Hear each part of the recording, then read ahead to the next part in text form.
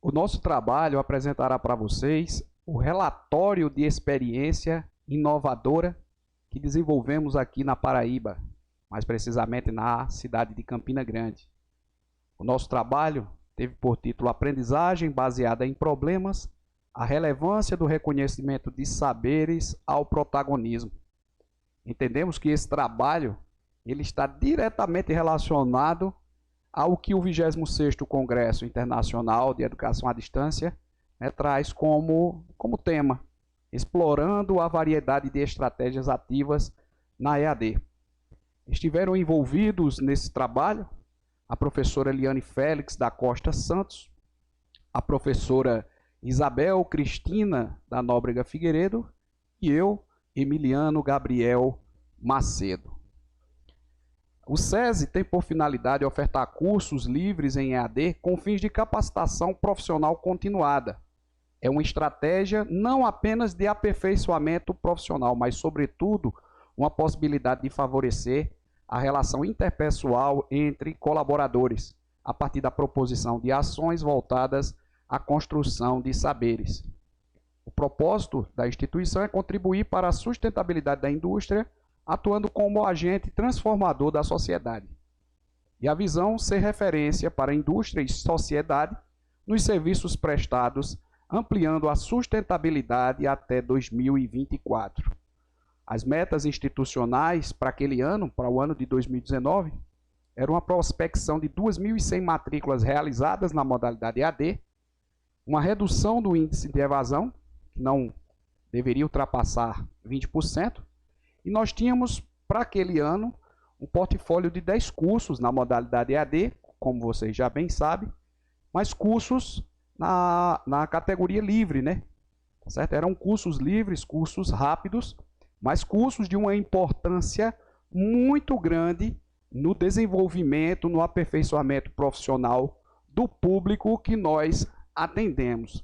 Para podermos ressignificar esse processo de aprendizagem, nós partimos da definição do currículo baseado na combinação dos modelos centrados no estudante e no professor, modelos esses sim relacionados à metodologia ativa dentro da estratégia de aprendizagem baseada em problemas.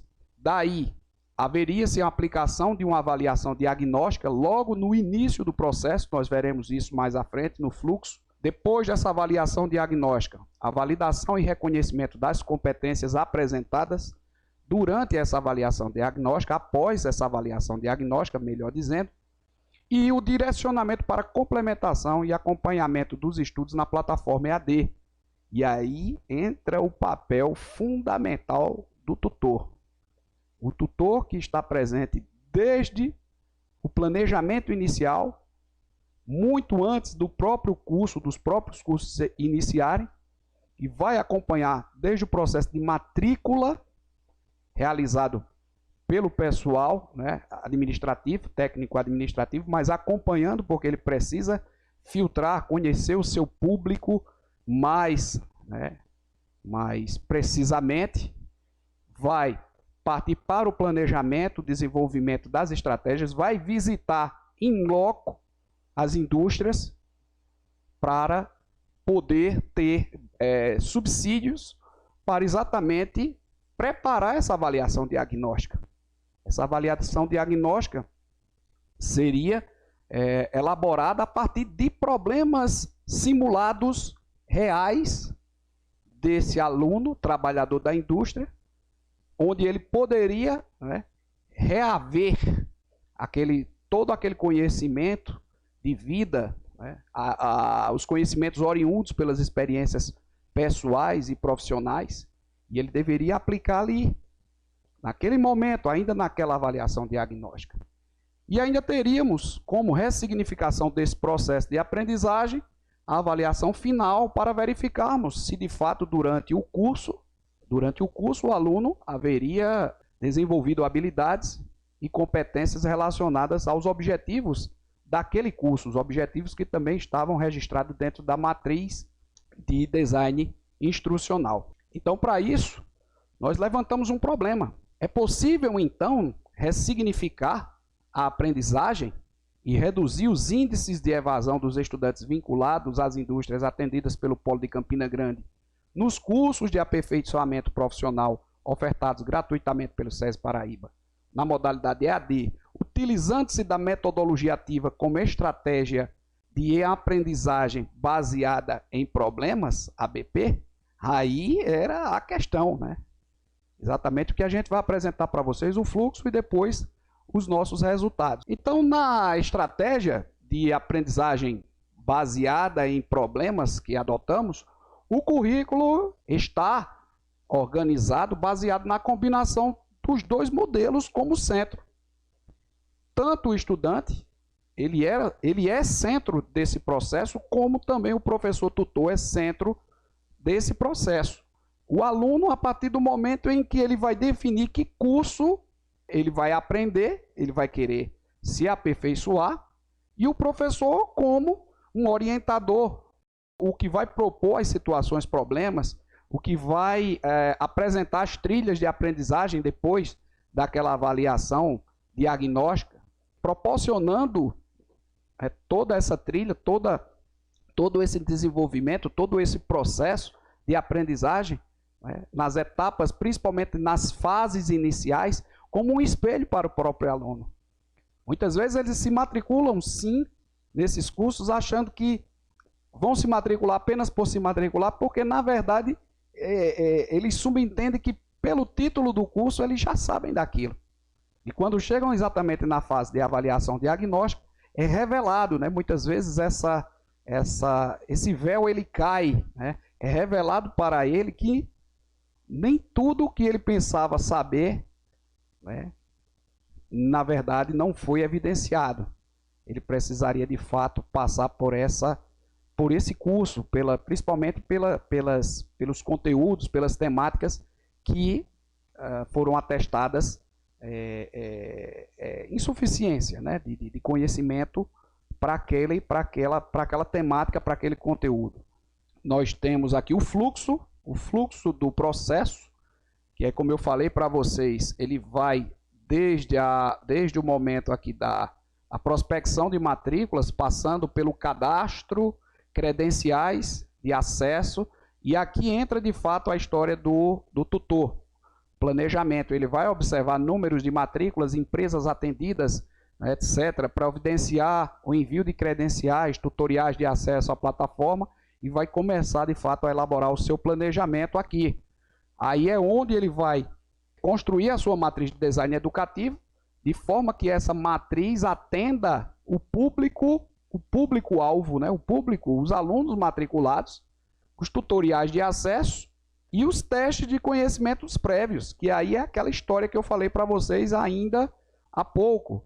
O tutor, com base nas informações de cadastro, ele vai visitar essas indústrias para conhecer até um pouco mais do dia a dia, da rotina profissional desses alunos, para preparar de fato esse teste de conhecimento, essa avaliação diagnóstica, para quando o aluno se deparar com ela, eles possam, né, se sentir até acolhidos pela própria avaliação, desmistificar até um pouco essa avaliação, desmistificar essa questão da avaliação da prova como classificatória, né?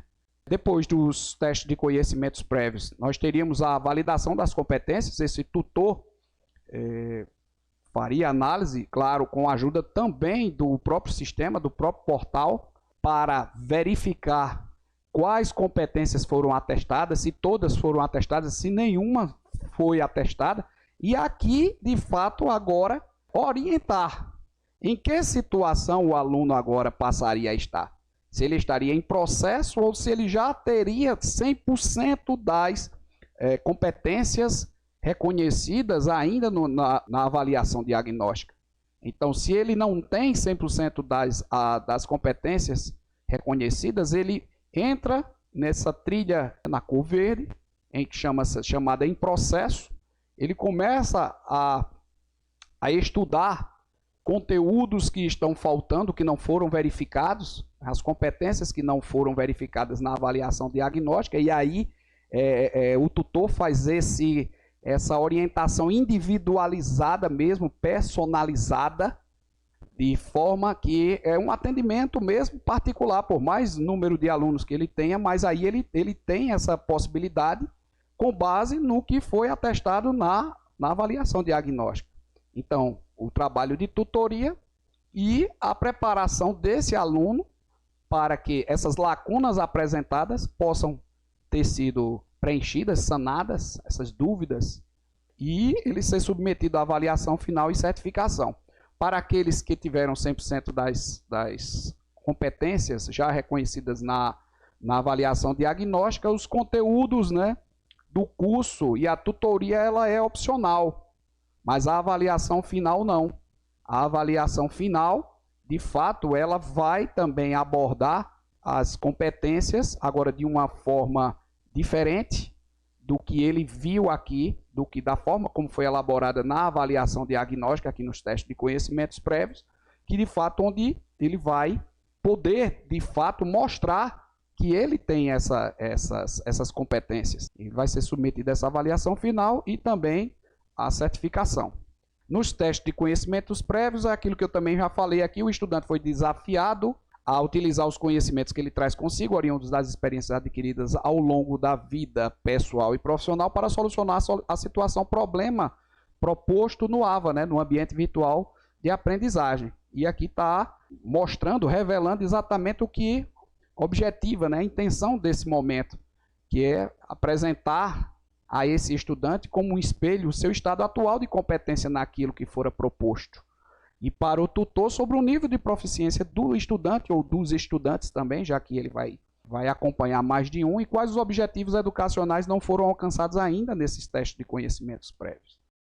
Do total de alunos matriculados no ano de 2019, apenas 8,33% apresentaram 100% das competências já no teste, na avaliação diagnóstica. Então esses 8,33% das matrículas já estavam dispensadas dos conteúdos e da tutoria e foram submetidos direto para a avaliação final do curso. Reiterando que esses cursos que a gente se refere aqui são cursos livres, cursos na modalidade livre, cursos à distância, cursos de aperfeiçoamento profissional para os trabalhadores da indústria e seus dependentes. Então, como eu mostrei lá no fluxograma maior, que estava, depois da validação das competências, quem ia para a fase em processo, aqueles que não tiveram 100% das competências reconhecidas, e os que tinham 100% das competências reconhecidas e passariam para essa nova etapa. E por fim, os resultados, né? No final do ano de 2019, tivemos um total de 3.270 matrículas, já ultrapassando aquela prospecção inicial. Dessas 3.270, 2.986 foram matrículas com conclusão, apenas 284, que perfaz 8,68%. Também percebemos que no início a gente não poderia ultrapassar 20% de evasão, e tivemos então só 8,68%. Desses 2.986 alunos matriculados, 2.400 foram aprovados e 586 não obtiveram aprovação.